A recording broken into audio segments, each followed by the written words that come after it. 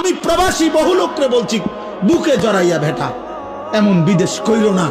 16 বছর তুমি বেটা কষ্ট করে বিদেশ করো, তোমার একটা একটা ঘাম একটা একটা টাকার মধ্যে, রিয়ালের মধ্যে বেটা তার ঘামে ভিজা, তার কষ্টে ভিজা, তার কলিজাটা পানি করে ফেলছে।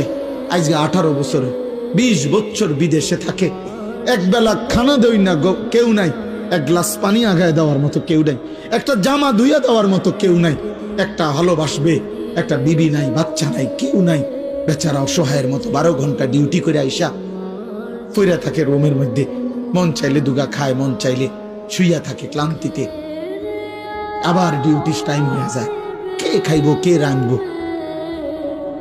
এত কিছুর বিনিময়ে তোমার স্ত্রী দেশে বাজারে বাজারে ঘুরে, গেরাম চুক্তি বেড়াইতে লগে কথা কয়, তোমার ছেলে নামাজ পড়ে না, তোমার মেয়ে অসৎ চরিত্রবান, চরিত্রহীন কোন লম্পটের সাথে হারাম প্রেম করছে, আর তুমি বই বিদেশ করতে আসো।